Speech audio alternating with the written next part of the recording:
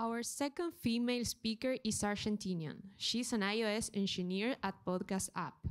She's got her hands in everything: iOS, Android, web, backend, you name it. She's all about mixing it up in tech, proving she's not just talented, but also super passionate about her work. Let's welcome Daniela Riesgo.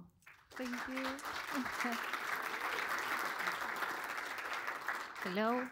Let me fix this. Maybe at some point. There.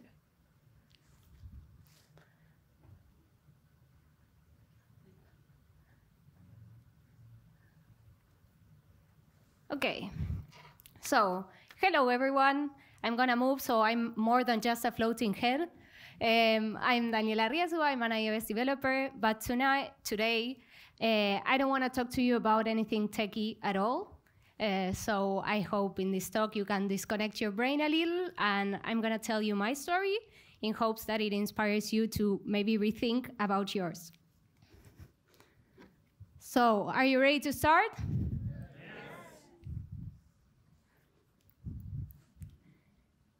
525,600 minutes. How do you measure your career? Thank you. In case somebody doesn't know that song, it's Seasons of Love from Rent, which is a classic musical. So if you don't know it, you have homework for the weekend. But that song really inspired this talk. And instead of measuring a year like they do in the song, I thought, how do I measure my career? So it's a weird question, I understand that. But if I ask you, what would you say? Sorry? Salary, perfect. What else? Knowledge acquired, I like it.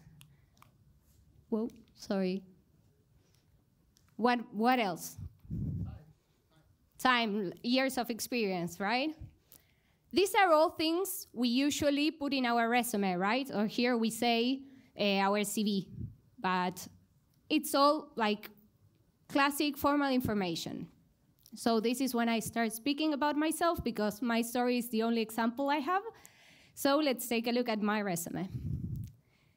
All started in the school choir. No, just kidding. All started in the university. I started being an assistant teacher. Oh, I keep messing this up. There. I started as an assistant teacher, of course in IT engineering. Then I moved on to my first professional job at Wolox, which was a software factory. I knew nothing, and I luckily started in the iOS path because it has been the best so far. And I spent a brief time in the innovation department or research and development. It was brief because the department itself was brief, but it was a fun time. Then I came back to iOS, and I became the technical leader. And then I also certified as a Scrum Master. Then I moved on to another company. At the time, it was called Intiv FDB, but now just Intiv. And I expanded a little into being a mobile dev because I also learned Android and I also learned Flutter. At least a little bit of them. And then I became guide leader of the iOS team also once Nahuel Zapata left us, which he's going to talk tomorrow. He left me the job. And then I moved on to my last company called the Podcast App, which was my first product company. And I started as an iOS developer. And then I got a little bored. And I also learned backend development in Python. And then in the same company, we got started a new product, which is called REST. If you have trouble sleeping, I really recommend you try it and let me know how it goes. For example, if you're about to give a talk the next day and you can't sleep, well, you can use it. And since this app was from scratch, I started as the only developer, so I had to do iOS and backend at the same time. So I don't know many of you, but I hope this translates somehow to your CV at one point. And this is all useful information. If a company needs to hire a person that the company doesn't know at all, These are useful indicators of what do you like, maybe what are you capable of. It's clearly useful, right? But that was not my question. My question was, how do you measure your career for yourself, not for a company? When I started thinking about this,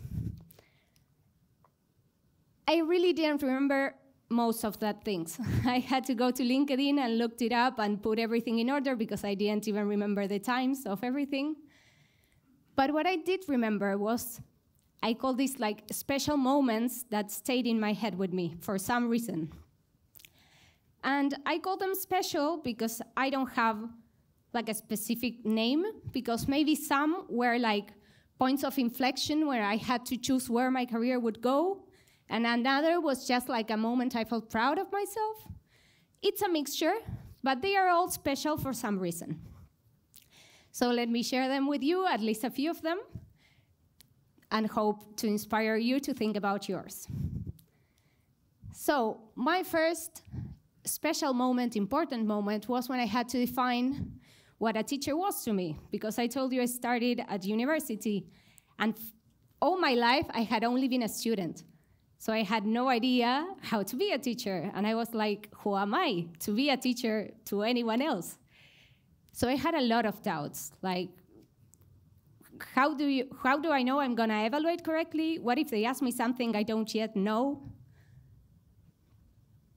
Luckily, I had a team of other professionals, teachers, more experienced, that encouraged me to start. So to be able to start, I sat with myself and I thought, okay, I'm not gonna be them because I don't have their experience, but what role, what teacher do I wanna be? And can I be? What value can I add here?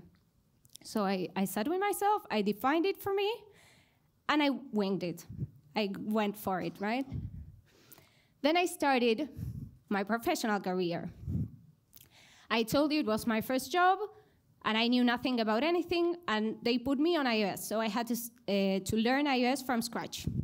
I was just a trainee at this point, and I spent the whole day reading.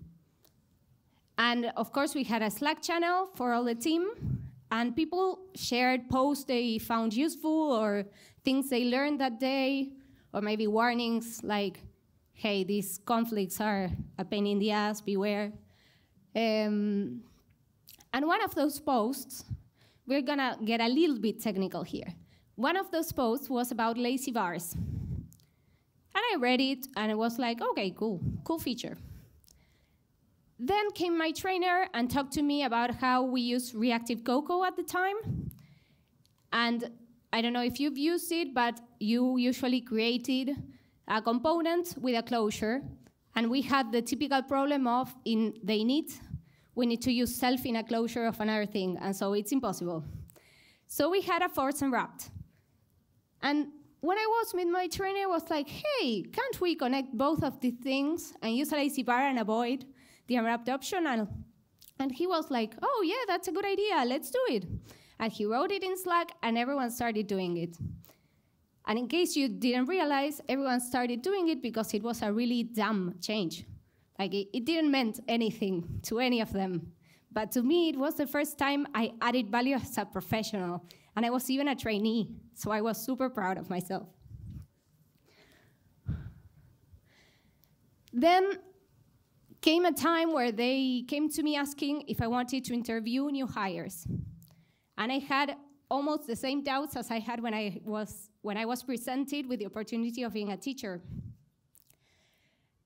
But in this case, I say, a professional in progress. And at that point, I felt like a really in progress professional. So I said, no, I'm not ready. And luckily, they came again some time after. And I suppose I had grown as a professional, because this time, instead of saying no, I said, let's repeat the process. So I sat with myself. I thought, okay, what do I feel comfortable to do as an interviewer? Maybe I don't feel comfortable saying, yes, you have to hire him, or no, you have to let him go. Maybe I feel comfortable with saying, ask somebody else for a second opinion in this case. Or in this case, it may work, but I am worried about this specific thing. Maybe not, I stopped thinking of it like so black and white, right? So I found that gray definition for myself, and once again, I went for it. Then came another time where our leader had to move, and we needed a new leader, and they came to me again. And maybe most of you don't know me, but I'm not at all the typical leader figure at all. And I know like this has evolved, and maybe now there's not only one stereotype, but like 5 of them. But at the time, I didn't research anything of that. I just said, let's repeat the process. So I sat with myself and wondered, okay, what type of leader can I be? What do I feel comfortable with doing? Again, I created my own definition, and I went for it. I don't know if you see a pattern, but here I started thinking, okay, being an adult is not knowing more things. It's just accepting the fact that someone needs to do it, and it has to be you. That's it. Then came the realization that I actually was a leader. Because first I had the role, I had all these doubts, but I winged it. And then I started doing the job, right? And it came a point where we had a project with a problem. We were a software factory, and we had a specific client that was doing like clinical tests and had one test group for a specific app. So we made the app, he tested, did all the trials he wanted, and he came back 3 years later wanting to update some things to the app and do another test suite or another test group. And the thing was, I think when he started, we were using Swift 2, and then it was Swift 5, sorry. And I think Swift 3 was the one with like big breaking changes, and migrating was chaos. So it became a really complicated project because we really needed to migrate it. It was really old, but 2 weeks had passed and the project still didn't compile, and the client was getting nervous. So they called me in and said, this needs to be fixed, so help us. And I sat with the team, I understood the situation, and I made some very questionable technical choices. And questionables because my answer was comment the whole code. And of course, we could do this because of the context of the trials, but we commented the whole code, and we started migrating like the cross-app things, like utilities, dependencies, frameworks, etc. We updated those. And then we started, okay, let's start with the main view, then the second view, then the third view. And this started working great because the client was feeling lighter because 1 week he saw 1 screen, and the next one he saw 5 screens, and the next one he saw 10 screens. So he just didn't have to believe the word of some dev, right? So he saw progress, and he could also, at the same time, include his updates. Because when we migrated the first screen, we could also update it, since the other things didn't have to be updated yet, because they didn't exist. They were commented. So it may have been questionable, but I did help, and it was my first success story as a leader. So that was great for me as well. Some few more moments. I told you I went through the innovation department. In the innovation department, we had to learn technologies, new technologies, and at that point, we started with a project that was using AI, which now is a really on-trend thing, but at the time, neural networks, maybe it was known, but not many people knew how they worked and how to use them, especially not me. And let me tell you, I'm not a self-taught person. I love my structured course. I like having a teacher to whom I can ask questions. So at this point, I was alone. Well, I wasn't alone because I had a coworker in the same project, but we were alone. And we had to learn about neural networks for face recognition, and we had to learn about using hardware because we were using a Raspberry Pi as well. And we spent, I don't know, let's say 3 weeks, I don't remember. But we spent time understanding those things, and at the end of those 3 weeks, we didn't only understand, we had a pretty cool deliverable. It was a cool system that could be used, that worked almost perfectly, so it was a moment of proof to myself that, okay, I'm now a professional, and I'm not only a student in a course with a teacher.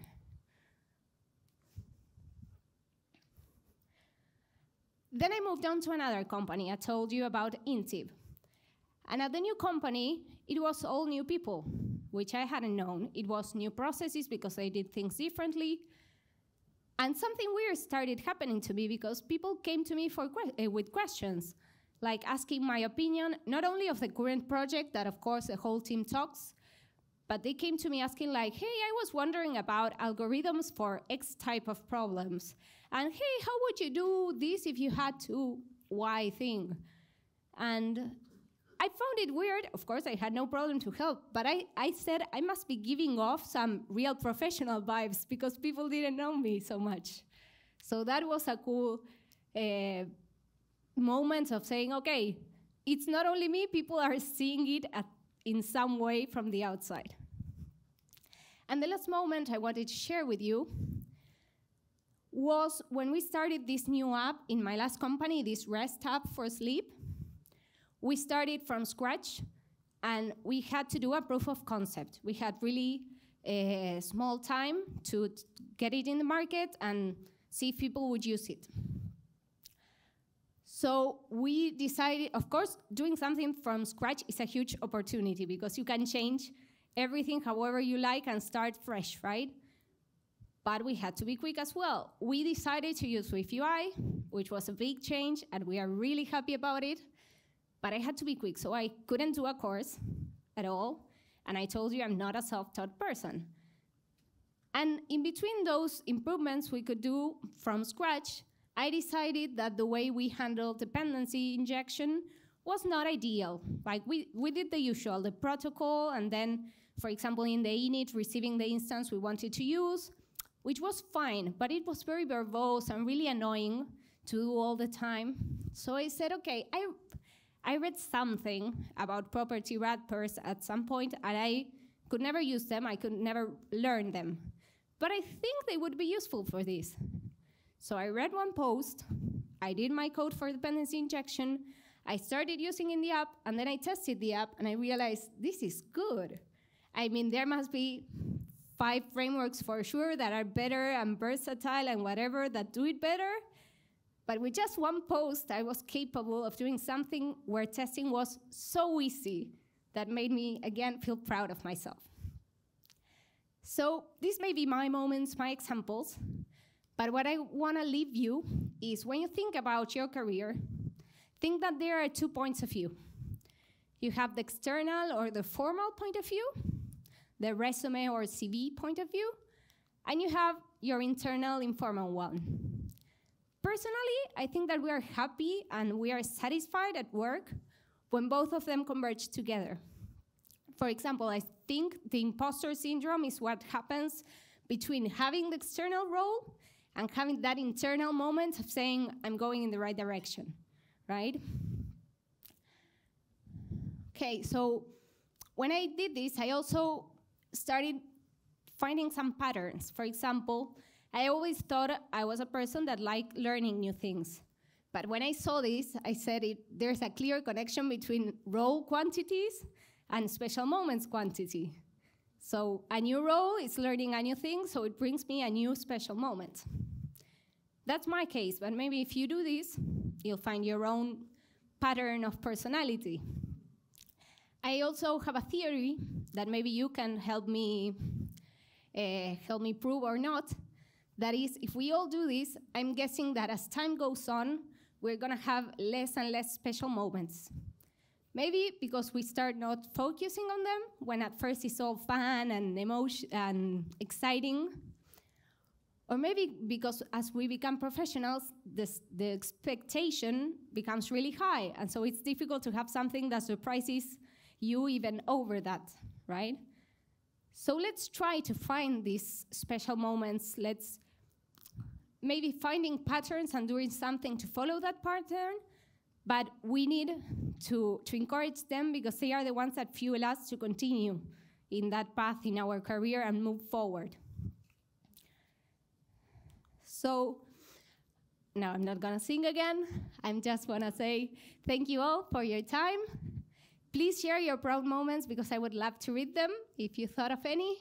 And thank you very much.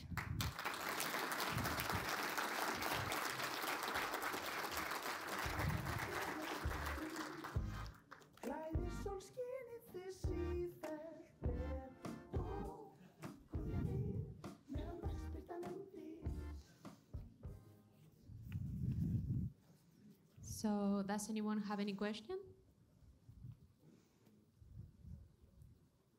And yes, I did the slides when Twitter was still a bird. Hi. Over there.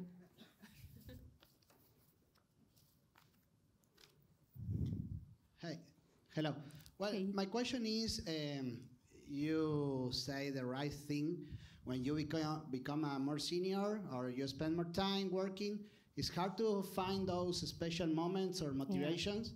So, wondering if there's any advice to take into account to find that.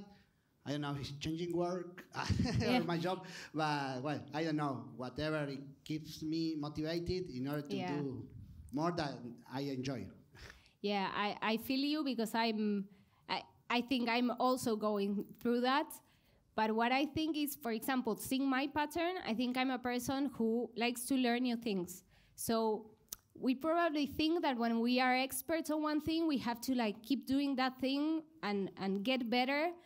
And we forget that now we are experts and now we have more power and maybe we can ask like, hey, let me do this other thing. And maybe I can do both part because now I'm better than before, so I can do both of them. We forget we have that advantage as well to use it. But I still have no answer. Okay. Thank you so much. Thank you. Anyone else?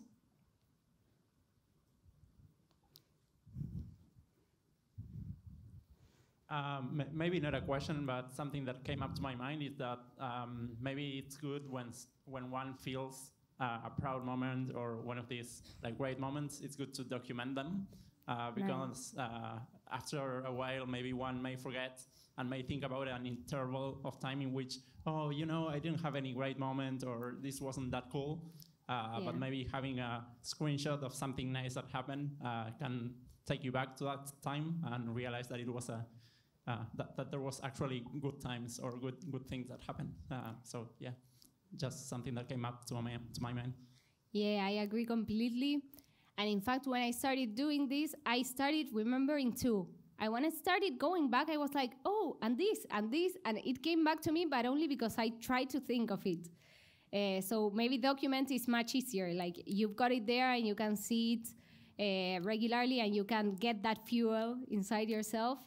Another thing that happened to me is that I started talking about this talk with my family, for example, and I started, but didn't you do that other thing and that other thing? And maybe even some of those things they told me that sounded great for them didn't even make it. Like I told you, I learned Flutter, Android, backend, and nothing of that made it in there. Because maybe it was good for the external point of view, but for me it was nothing. Or maybe it was like, I remember you were so happy about that. And I was like, yes, I love that moment. So yes, talking, documenting, and maybe just at times stopping and being able to appreciate what we have just done, right? Yeah.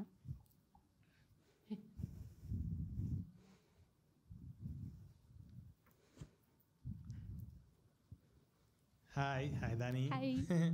I'm very glad to be here. I also work with her, and she's a great developer. I wanted to ask you, like, it seems that whenever one of these moments arrive, there's some kind of uncertainty in what will happen, or that you cannot plan it beforehand. Like, there's a change, and then you adapt to that change, and you maybe couldn't plan that you were going to go that way. So how do you handle that? Because in that sense, how do you plan to have these moments if they are like by chance?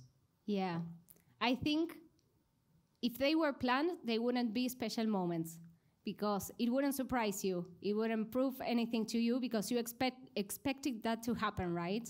So it's part of the magic, but also giving you time to go through that. Like I was saying, if you're an expert in this, but you want to try something else, use your power to try to let you try it out. Maybe then it ends in nothing, but maybe it ends in a special moment. But yeah. Great.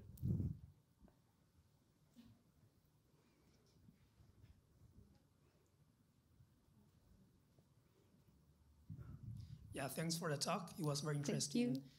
I really liked how you made the connection between special moment and maybe the fact that people change jobs. I think it's very relatable, right? Because one of the big reasons to change jobs is because you don't feel like you are growing anymore. And I think that growing can mean many different things. But I think those special moments are super relatable, right? And you could be growing in different dimensions, right? You could be growing in terms of maybe you learn new technologies, maybe you are learning new skills, and I think both are important. Now, one thing that I wanted to say was that in my case, for example, I used to be an IC as well, an individual contributor, right? I made a change to be a manager, even though I didn't get a bigger salary, which is also something that is a good data point, right, for your career growth. I felt that it was a very interesting move because I was able to learn new skills that I didn't see as an individual contributor. And I think it's also, as you become more and more senior, right, maybe you don't feel like there is more room to growth. But I think it's very useful when you talk to more senior engineers, you talk to your manager, they give you feedback. And I think that there's always some room for opportunity. Yeah, of course. There's always some new aspect you hadn't thought, you hadn't discovered yet, maybe. So yeah, I love that. Thank you.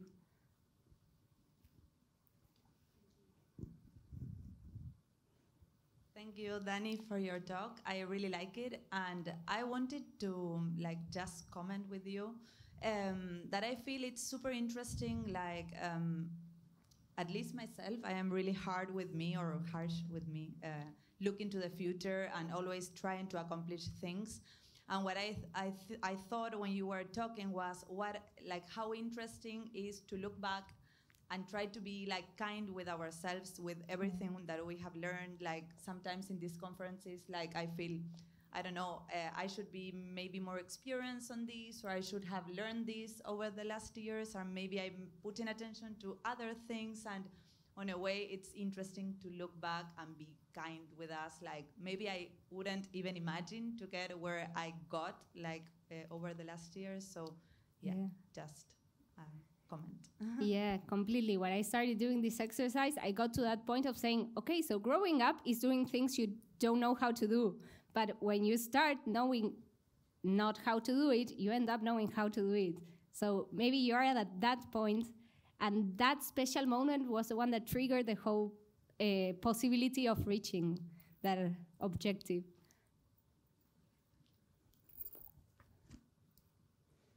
Anyone else? No?